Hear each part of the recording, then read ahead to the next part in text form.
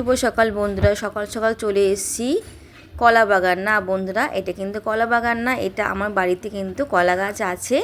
তো সেখানে কিন্তু আমি কলা পাতা ছিঁড়তে এসেছি, মানে কলা পাতা দিয়ে একটা রেসিপি তোমাদের সঙ্গে শেয়ার করব। তো বাড়িতে যখন কলা গাছ আছে তো ভাবলাম যে কলা পাতা দিয়ে কোনো একটা রেসিপি তোমাদের সঙ্গে শেয়ার করলে কেমন হয়। তো চলো দেখো, আমি বড় দেখে যতটা সামনে পেয়েছি, কেন অত দূরে আমি হাত পাবো না, যতটা আমি সামনে পেয়েছি কলা পাতাগুলো কেটে নিয়েছি। তোমরা সঙ্গে থাকো, ভিডিও দেখো, ফুল ওয়াচ করো, তাহলে কিন্তু বুঝতে পারবে। আর অনেক কিছু কিন্তু টিপস আছে এর মধ্যে, কেমন। তো দেখো, আমি কলা পাতাগুলো মোটামুটি যেইটুকুনি লাগবে আমি সেইটুকুনি ছিঁড়ে নেব, বেশি নেব না আমি। দেখতেই পাচ্ছ বন্ধুরা, অনেকগুলো কলা গাছ হয়েছে এখানে। আর এক হাতে ক্যামেরা, এক হাতে কলা পাতা ছেঁড়া অনেকটাই টাফ হয়ে যাচ্ছে। যাই হোক, শেষ পর্যন্ত আমি ছেড়ে নিলাম যেটুকুনি লাগবে। তো চলো, এই কলা পাতাগুলো এবার ভালো করে ধুতে হবে, কিন্তু খুব সুন্দর করে ধুতে হবে, কেন কলা পাতা কিন্তু মাকড়সার জাল বলে অনেক রকম কীটনাশক থাকে, সেটা ভালো করে পরিষ্কার করে ধুয়ে নিতে হয়। তো দেখো, আমি ফ্রেশ জলে কিন্তু ধুয়ে নিলাম।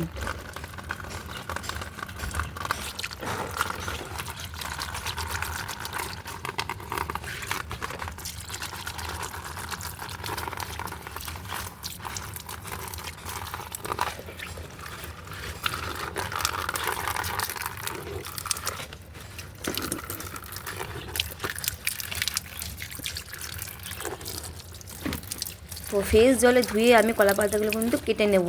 তো চলো, আমি একবার রান্নাঘরে চলে এলাম। আর এদিকে দেখো, কাতলা মাছের পেটিগুলো কত সুন্দর, মানে পেটি না, মানে দাগা বলো। আর মাছটা খুব বড় মাছ। তো আমি ভাবলাম যে এই কাতলা মাছের একটা রেসিপি যদি করা যায় তাহলে কেমন হয়। তো দেখো, আমি কাতলা মাছগুলো কিন্তু আগে আমি লেবু দিয়ে 10 থেকে 15 মিনিটের জন্য ম্যারিনেশন করে রেখে দেবো। আর কলা পাতাগুলো কিন্তু আমি কেটে নিয়েছি বন্ধুরা, কেটে কিন্তু আমি আগুনে একটু টেলে নিয়েছি যাতে একটু নরম হয়ে যায়। তো দেখো, লেবু দিয়ে আমি 10 মিনিট পর ঢাকা দিয়ে রেখে দেবো, তারপর 10 মিনিট পর আমি ফিরে আসছি, কেমন বন্ধুরা।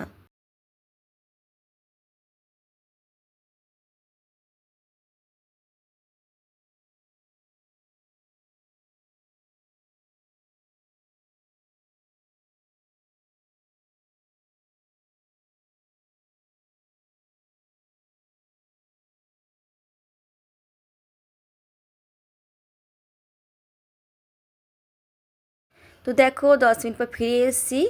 মাছগুলো কিন্তু খুব সুন্দর, দেখো সাদা হয়ে গেছে, মানে লেবু দিয়েছি যেহেতু গন্ধটা কিন্তু চলে গেছে, সুন্দর একটা গন্ধ ছেড়েছে।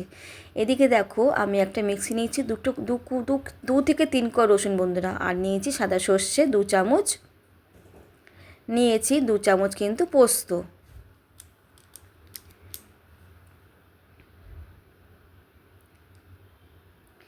নিয়ে নিয়েছি 1 চামচ কালো সর্ষে,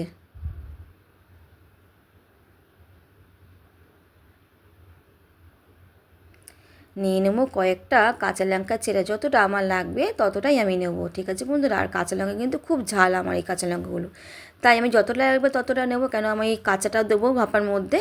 তো নিয়ে নেবো সামান্য একটু নুন, নুন দিলে কিন্তু সর্ষে কখনো দিতে হয় না, দিয়ে দেবো একটু জল। চলো এবার মিক্সিটা করে নিয়ে চলে আসি। তো দেখো, সুন্দর করে খুব মিহিন করে পেস্টটা হয়েছে, দেখো। এবারে আমি এই মাছগুলোর মধ্যে কিন্তু এই বাটা মশলাটা দিয়ে দেবো। তাহলে বলো তো বন্ধুরা, আমি কী রেসিপি করতে চলেছি আজকে, বলতে পারবে কি? চলো আমি বলে ফেলি।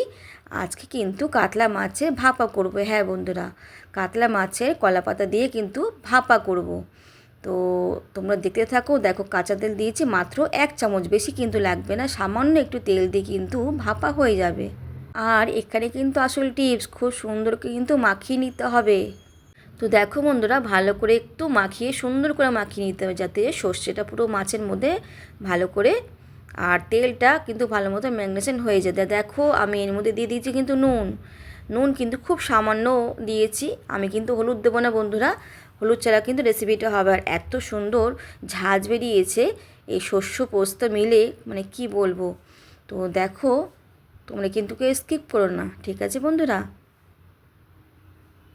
তো এটা আমি মিনিমাম 10 মিনিট পর ফিরে আসছি। তো দেখো, 10 মিনিট পর ফিরে এসেছি। আমি কলা পাতাগুলো যেরকম বলেছিলাম তোমার যে আগুন একটু আমি ছেঁকে নিচ্ছি যাতে নরম হয়ে যায়। তো দেখো আমি এবার কলা পাতাটা নিয়েছি মাঝখানে।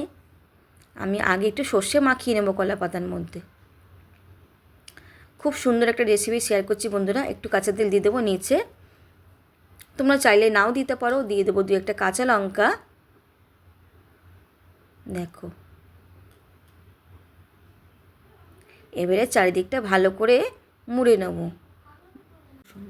ভালো করে মাখিয়ে নিয়ে এবার কিন্তু আটকে দেবো সুন্দর করে বন্ধুরা, যাতে কোনো দিক না খুলে যায়।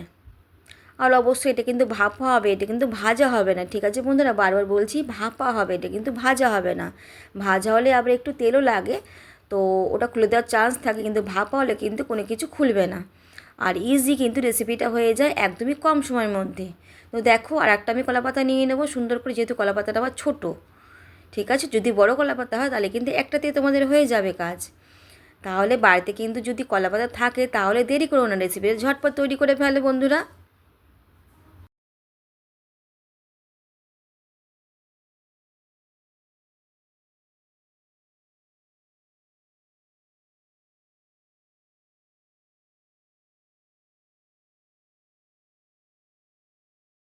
দেখো ভালো করে সুতো দিয়ে একদম আটকে দিলাম, সিল করে দিলাম। দেখো দেখতেই পাচ্ছ একটা করে নিলাম, এর মধ্যে সব কটা আমি করে নেবো। তোমরা দেখো বন্ধুরা কেমন।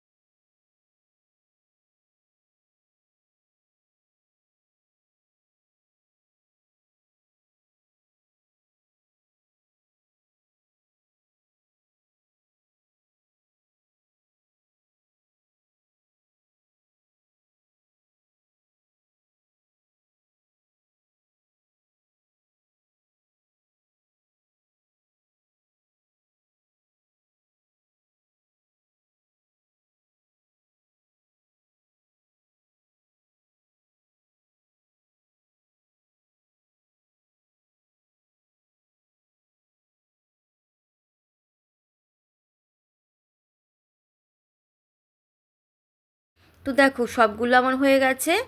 তো চলো আমি ওভেনে কিন্তু জল বসিয়ে তার মধ্যে স্ট্যান্ড দিয়ে ঝুড়ি দিয়ে রেডি করে রেখে দিয়েছি। দেখো জলটা কিন্তু ফুটছে টকবক করে।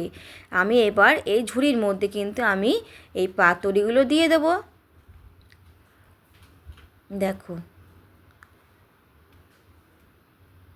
10 থেকে 15 মিনিট সময় লাগবে বন্ধুরা, কেমন? আমি এর উপরে একটা থালা চাপিয়ে তারপরে কিন্তু আমি যে কোনো ভারী জিনিস চাপাবো। তো দেখো আমি ঢাকা দিয়ে দিই।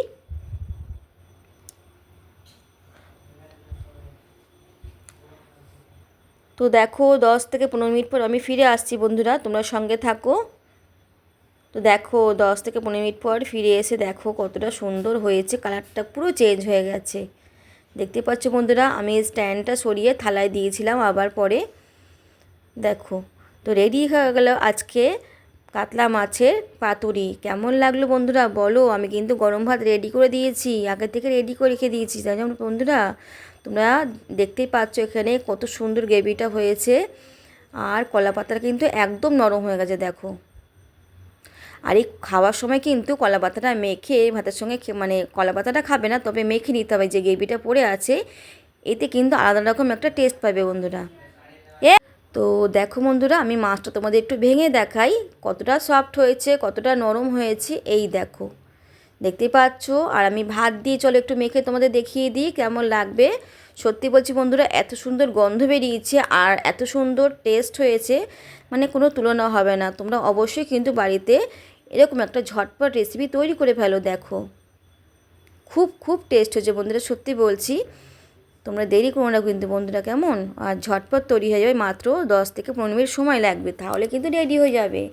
তো কেমন লাগলো বন্ধুরা তোমরা বলো, আশা করি তোমাদের ভালো লেগেছে। অবশ্যই কিন্তু লাইক দিয়ে তোমরা পুরো ভিডিও দেখো, আর যারা যারা নতুন আছো অবশ্যই কিন্তু চ্যানেলটাকে সাবস্ক্রাইব করে রেখো, আর বেল আইকনটা সবসময় অল করে রাখবে, যখনই কোনো রেসিপি দেবো সঙ্গে সঙ্গে তোমাদের কাছে চলে যাবে। আর তোমাদের একটা ছোট্ট কমেন্ট আমার রান্নাতে কিন্তু আরও আগ্রহ বাড়িয়ে দেয় বন্ধুরা। তো দেখো কেমন লাগলো, তোমরা অবশ্যই কিন্তু কমেন্ট বক্সে জানাবে। তো চলো আজকের মতো রেসিপিটা এখানে শেষ করলাম, আবারও কোনো নতুন রেসিপি নিয়ে তোমাদের কাছে হাজির হচ্ছি। চলো বন্ধুরা, টাটা।